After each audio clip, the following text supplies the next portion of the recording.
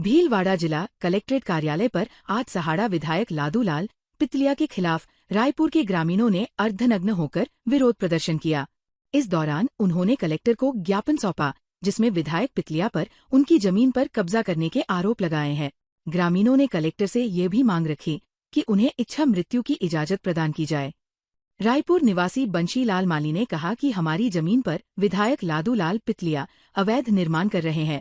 हमने उनके जमीन के सभी दस्तावेज भी सौंप दिए, मगर वो नहीं मान रहे हैं। मैं तहसील से लेकर पुलिस के पास भी गया, मगर अभी अवैध निर्माण किया जा रहा है। आज हम कलेक्ट्रेट पर पहुंचे और यदि यहाँ से न्याय नहीं मिलता है तो हम उसी जमीन पर आत्महत्या करेंगे। और हमारी आरआईजी नंबर है 2465, उसमें अनाधिकार से लादूलाल जी पितलिया विधायक निर्माण कर रहे हैं मेरी ज़मीन को। 1 बीघो मैंने ज़मीन दी मेरे पापा ने पहले, 20 साल पहले उस ज़मीन की तरमीन हो चुकी है। उस तरमीन को छोड़ के मेरी आरआईजी में अनाधिकार निर्माण कर रहे हैं। रोकने पे नहीं रुक रहे हैं, ना आमंदा हो रहे कि मैं करूँगा, मुझे रोकने वाला कोई नहीं। तहसील में गया तो तहसील वाले की तरमीन हो गई, तो तरमीन को मैं नहीं मानता हूँ, तरमीन गलत हो गई। हमारी सुनवाई नहीं हो रही है, इसलिए हम कलेक्ट्रेट में आए और अर्धनग्न होके यहाँ प्रदर्शन कर रहे हैं। और हमारी समस्या नहीं मिटी और हमारी कार्रवाई नहीं हुई, हमारी ज़मीन को हड़पने से नहीं रोका गया, तो कल उसी ज़मीन पे पूरा परिवार आत्मदाह संस्कार करेगा, उसका प्रशासन जिम्मेदार रहेगा।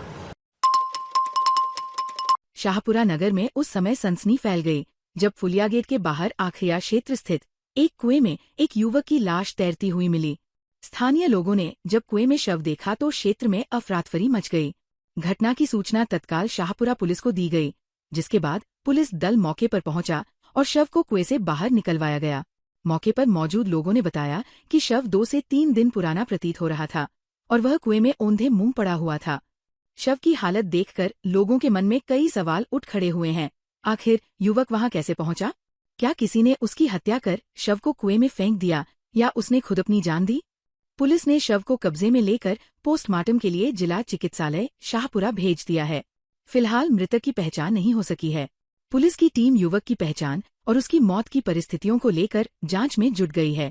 स्थानीय लोगों का कहना है कि जिस स्थान पर कुआं स्थित है वो अपेक्षाकृत सुनसान इलाका है। ऐसे में हत्या की आशंका से इनकार नहीं किया जा सकता। वहीं कुछ लोगों का कहना है कि संभव है युवक फिसलकर कुएं में गिर गया हो। थाना प्रभारी ने बताया कि शव की पहचान के प्रयास जारी है। आसपास के इलाकों में गुमशुदगी की रिपोर्टों की जांच की जा रही है। पोस्टमार्टम रिपोर्ट आने के बाद ही मौत के कारणों का खुलासा हो सकेगा।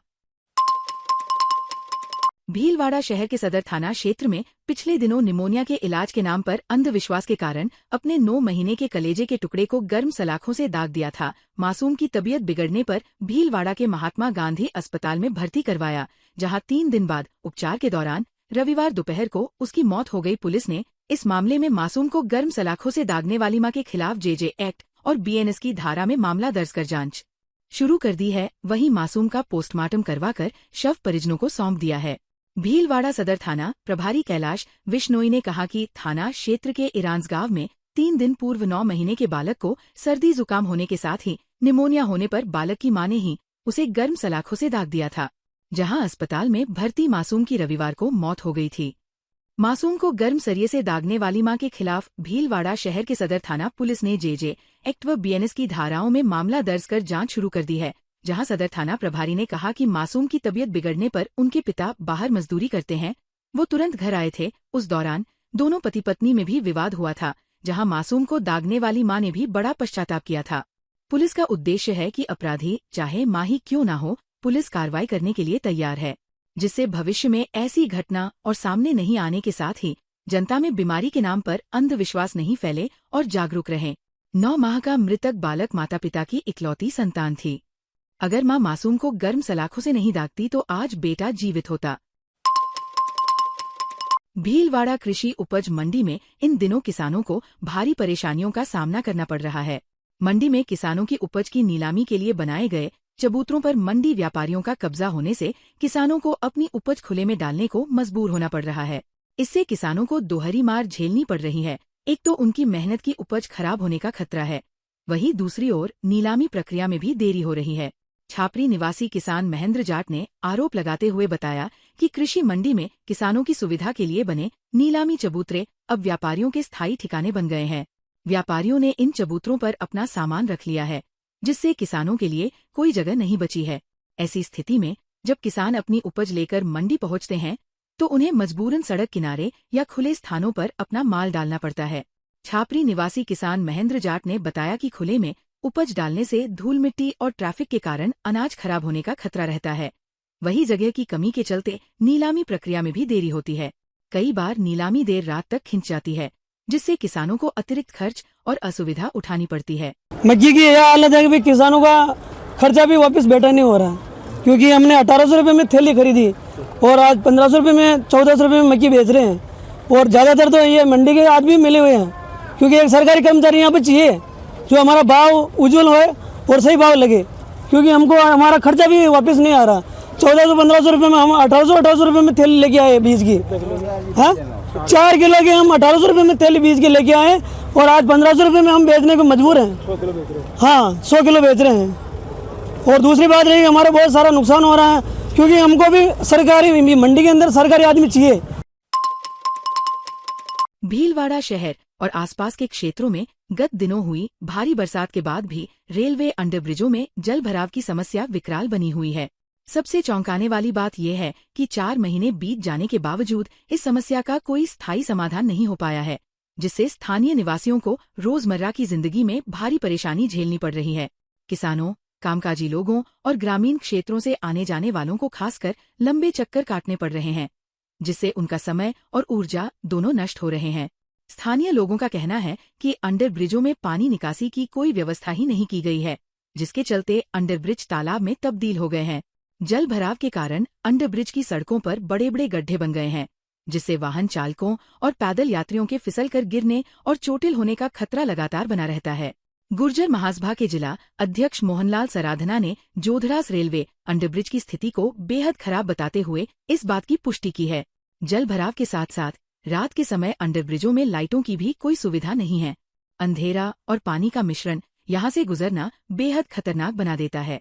विशेष रूप से महिलाओं और बच्चों में इससे डर का माहौल बना रहता है। रेलवे के अंडरपास बने हुए सारे अंडरब्रिजों में पानी भरा है, वो जोधरास गांव का हो, अपने ये जोधरास फाटक वाला हो, टोटल भीलवाड़ा वाले में सब में पानी भरा हुआ। अंडरपास में आए दिन लोग परेशान हो रहे हैं, नहीं कोई पानी का निकास है नहीं है। और रात को औरतें निकलती, जब यहाँ लाइटें वाइटें कोई सुविधा नहीं, औरतें कोई निकल ही नहीं सकती।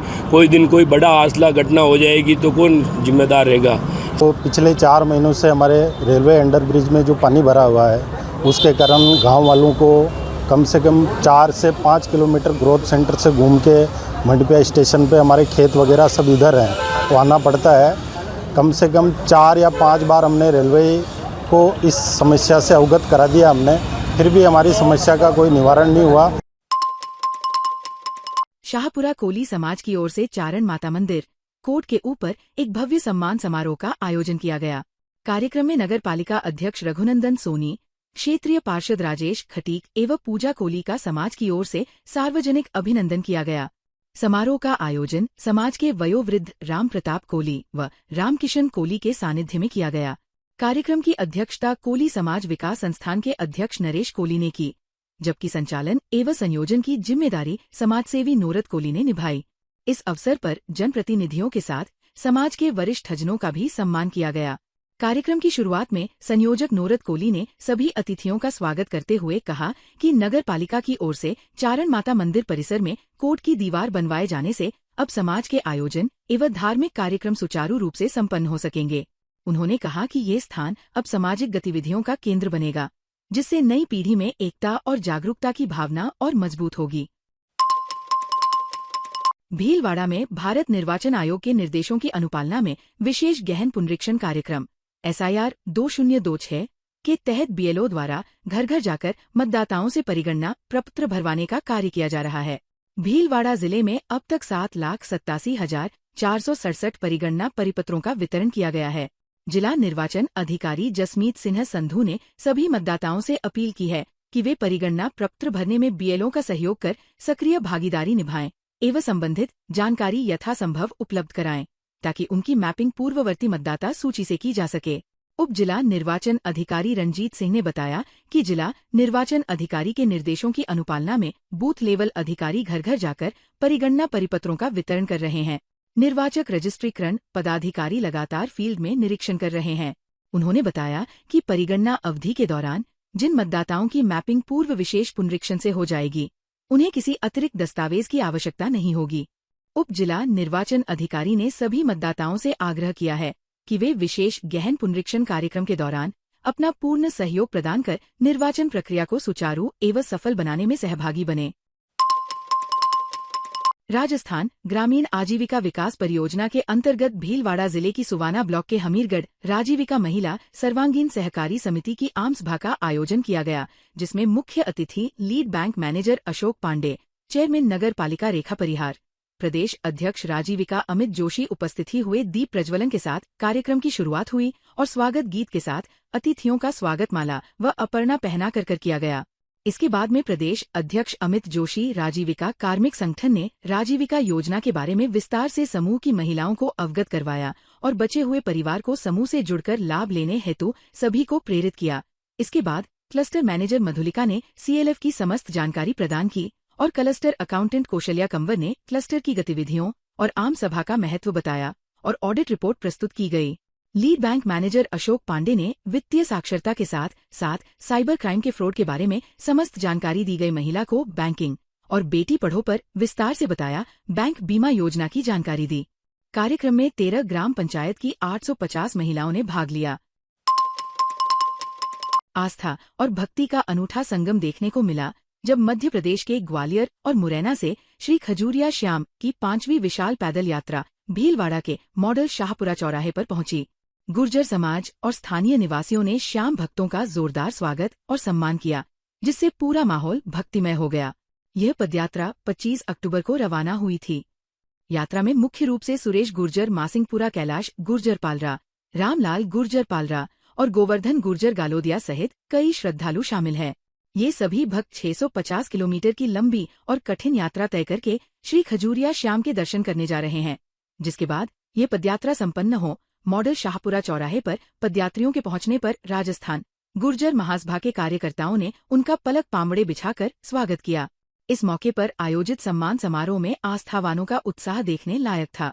स्वागत सम्मान कार्यक्रम में राजस्थान गुर्जर महासभा के जिला अध्यक्ष भंवर गुर्जर और मोहन सराधना के साथ ही ओम प्रकाश भड़ाना, ललित गुर्जर, सुखलाल गुर्जर, भेरू गुर्जर और भोपाजी दिनेश गुर्जर सहित गुर्जर समाज के अनेक कार्यकर्ता और श्रद्धालु मौजूद रहे, जिन्होंने पुष्पवर्षा कर और माल्यार्पण करके पदयात्रियों का अभिनंदन किया। भीलवाड़ा में वाइब्स क्लब द्वारा आयोजित रेड कारपेट पार्टी ने उत्साह और आकर्षण का नया रंग भर दिया। चेयरपर्सन एवं संस्थापक डॉक्टर अर्चना अग्रवाल, अध्यक्ष एवं संस्थापक ज्योति आर्या ने बताया कि इस कार्यक्रम का उद्देश्य वाइब्स क्लब के सदस्यों का आपसी रिश्तों को मजबूत बनाना, एक दूसरे को जानना और खूबसूरत यादें संजोना है।